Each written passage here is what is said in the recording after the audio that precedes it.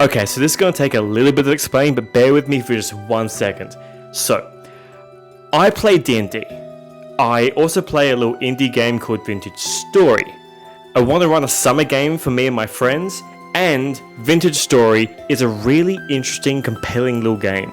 And finally, I want to teach myself some more traditional art mediums and make some really cool pieces. Now put this all together and I can start to explain why I am drawing Eldritch Horrors in my room while surrounded by Christmas decorations. Yeah, let's just get started. Right, so let's get a little more context on everything. What is Vintage Story? I fell in love with this game at the start of this year, not only because the gameplay is so interesting and compelling, but because the story of a post-apocalyptic world being overrun by Eldritch Horrors is just so freaking cool. Alright, so the game describes itself as an uncompromising wilderness survival sandbox game inspired by Eldritch Horror themes. You find yourself in a ruined world reclaimed by nature and permeated by an unnerving temporal disturbance. So, fans of this game like to describe it as the better Minecraft. But, to be honest, the similarities kind of stop at them both being survival block building games. But anyway, I'm not here to sell this game to you, even though you definitely should try it. I am here because the story is just really interesting. Now, when I first started playing this game, I found the story really interesting and compelling, but I didn't really give it that much thought because I didn't understand it. Not until I came across this video by Neddy the Noodle. It's a really good deep dive into the game's story, and if you're any bit interested, then I highly recommend sitting down and watching it. I'll put the link in the description. Now, when I first watched this video, I was in between campaigns for my home D&D game. And as I was finally starting to understand the story of this game that I'd been playing for months, I just couldn't help thinking, I can turn this into a campaign, an adventure for my friends. Not to base the story in the actual gameplay of Vintage Story, but to explore the really compelling medieval steampunk adventure that happens with Eldritch Horrors and everything that basically makes up the backstory of this game. And the craziest part is that Vintage Story's story isn't even done yet. We only have a planned 2 chapters of 8. And what we have is enough to get me inspired to make an entire TTRPG campaign. That's pretty cool. Not set in the events of the actual game, but in the backstory and set dressing of the whole thing. Now, a big disclaimer here. To adapt the lore of Vintage Story into a playable D&D campaign, I have taken a lot of liberties with the story, and I mean a lot. What I am taking is the game's core story beats, the locations, the premise, the general bits of lore that are scattered in little documents you find in the game, and of course, the monsters. But I have made significant changes to a few superficial things like names of characters, but I also had to condense the story down to something that me and my friends can play together over the summer. Not to mention that I had to also adapt things into the D&D rule set so there's more room for things like magic and the different playable races that you get in the core D&D rules. So, for my version of the story, all you need to know is this. In a medieval steampunk world, 2 inventors peered into another world full of creatures made of both flesh and machine. They stole inspiration from this other world to create their own machines and automatons to help their own world. But now, some 40 years later, things are going wrong, with a plague taking over everything and turning people, creatures and automatons into monsters. So, to turn this video game into a tabletop game with a mysterious story that will keep my players intrigued, I just can't give them all the answers. They need to go and discover some things. Preferably with a few puzzles and a few intriguing things that they can play with. And what better way to tick off those boxes than with a journal, written by a core character to get them intrigued and interested enough to start down the path of uncovering this world's many mysteries. I can put little passages in here about the monsters that they're facing, the world-ending plague that's threatening everything, and fill it up with little puzzles and cryptics to get them intrigued and going down the further mysteries. And not to mention create some awesome artworks that they can envision this world with. This also gives me the chance to use this fancy little notebook that my brother gave me, and to teach myself some more traditional art forms, something that I've been wanting to do for quite some time. Specifically, I've been wanting to get into charcoal drawings, and this is the perfect project to do that with because Vintage Story has such a dark and gritty world that the charcoal would really complement. So the rest of this video will be about the making of this book, but if you want to learn more about my version of the events, and maybe more about the D&D stuff that they do, then drop a comment down below. I'd love to hear what you guys think about doing that kind of content. So first up, I wrote up everything that I want to be going inside this little book. Aside from the landing page, I wanted artwork on every single page save one. So I wrote out a couple paragraphs detailing out the information that would be important to my players and decided roughly what I want pictured beside it. I've also hidden a few puzzles and cryptics within the text of these books, but I'm not going to go over them in this video because, as I just stated, we're going to focus on the art and not the D&D side of things. And also my players might be watching. I see you. You can't have my secrets. But before we can get started, I need to wrap my head around charcoal as a medium. I followed a few online tutorials, but the one that really stuck out with me was this one by the Calm Creative. She does a really good job of explaining how and when to use each of the tools.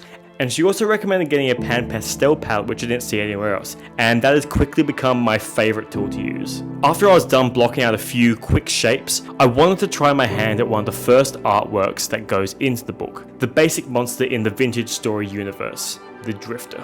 I was actually surprised at how quickly I picked up the medium. It just felt natural to me, and I found it really easy and forgiving to push and pull my lights and darks. In my hand-drawn art, I always tend to lean towards the more messy style, and charcoal is really good for that. And I found that I'm quickly falling in love with charcoal as a medium because of that. So with my sketching done, I felt confident enough to start on the book itself, but not before putting some text down on the page. So the premise of this book is that Arthur J. Fawkes, a grand inventor in the world of Vintage Story, has gone off to a little town that's been infected by this plague, and he's writing this book to catalogue all the things he's found out about this plague called the Rot. Now, the Rot appears to change people, creatures and automatons into monsters. The obvious starting point for the book then is to describe this Rot and what it does to people. And obviously with a disturbing enough image to go alongside it to set the tone. For these first images, I want to focus on just learning charcoal, and so I'm going to be sticking pretty close to my reference images until I have enough confidence to create something original. So this piece is actually from the game's online wiki, and I'm really happy with how it turned out. The blending of light and dark worked really well, but I was a big idiot and I put it on the wrong page with the wrong piece of text, and it was too late to change it. So I decided just to cut my losses, cut it out, and stick it next to the right block of text. I'm still really happy with this piece though. It's a strong artwork to start the book off, and it sets the tone for my players as they're reading through. Next up is the first of our monsters, and the most basic that the world has to offer, I guess, the Drifter. These are basically people who have been consumed by the Rot, and are kind of shriveled down into mindless husks of their former selves.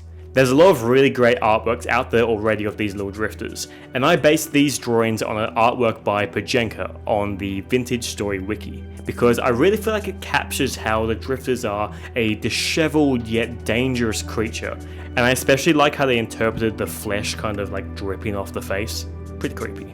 Aside from that, I'm not exactly happy with this piece. It's probably one of the weakest ones in the book. I definitely think that my practice drawing of a drifter is a lot better, but I don't really mind keeping this drawing in there, as this book is doubling as a good documentation of my process learning charcoal. So having done 3 drawings now, I was feeling confident enough to try my hand at an original piece. And I'm really happy with this one because this monster is, in my opinion, the creepiest one in the game. The Shiver. These things, they are, I don't know man, they just give me the ick. The developers of the game did so well with the animations. And I want to channel some of that Stranger Things demo dog vibe they get from their 4-jawed mouths. So this reference image that I'm using is part of the official art for the Shiver, and it really inspired me, and I want to replicate the idea of being stalked in a dark forest. Now I have to address real quick that at this point I was feeling pretty weird about drawing Eldritch Horrors with Christmas decorations on my desk, but we live with the choices we make, I guess. Getting down the form of the Shiver was really hard for this one. I actually tried drawing it 5 or 6 times off camera, trying out different poses and trying to make it look natural. Well, not natural because these things are like as unnatural as it gets, but I need to find that balance between being freaky and believable, somewhere in that suspended disbelief kind of world. And after some final touches darkening the whole scene to get that nighttime, nightmare eeriness in, I have to say that I'm really happy with this piece. The way the Shiver kind of blends into the dark background of the forest really sells it for me, along with the pose of it coming down off the rocks as if it's on the hunt for this poor traveller. Yeah, I am really happy with this one. So at that point I decided to just blitz through and finish off all the text that was going on the pages so I can focus on the drawings. And speaking of, coming up next we have the Locust. These little guys kind of form a hive mind, and in game they jump out of nests even though they are technically actually robots that have come to life. So I really wanted to blend the gap between automaton and living creature. First taking inspiration from the Locust schematic that you can find in game, but then adapting it to be less spider-like and more like a beetle. I then decided to sketch out the nest that these things make, again making a departure from the game and going more for a wasp nest style design rather than the rusty metal cage that you can find inside Vintage Story. Then as a final touch I added some little locusts to the nest to make the whole thing feel lived in, even though that's really freaky. Anyway, so now we come to the next monster, and this one is Body Horror Central. This is a Botorn. They are these creepy things that shoot at you with pieces of bone from their mouths. And in game, you can't actually really tell what they are. They kind of just look alien and creepy. And I didn't really think too much about it until I stumbled across this artist rendition by 4035 Nam G on Reddit. And this just cements the Botorn as the most horrific Vintage Story monster. I just don't want to think about this happening to me. So let's draw it. I started sketching out the pose that these monsters stand in, but it's really hard to nail, and so I had to scrap the first attempt. I redrew the sketch lines with the help of some pose references, I turned Santa away from the evil demon monster, and I got drawing. Now in hindsight, I started the sketch in the wrong place on the page, and by the time we got up to the head, we were pushing off the page.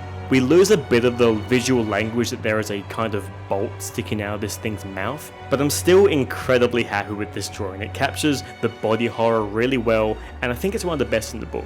In the game, all the Botorns don't actually have arms anymore, but I decided to keep them in my rendition to not only add to that body horror aspect, but to also put the hand in a kind of strained position to represent how the creature, or maybe the person within, is in anguish. Creepy. So next up was the bell.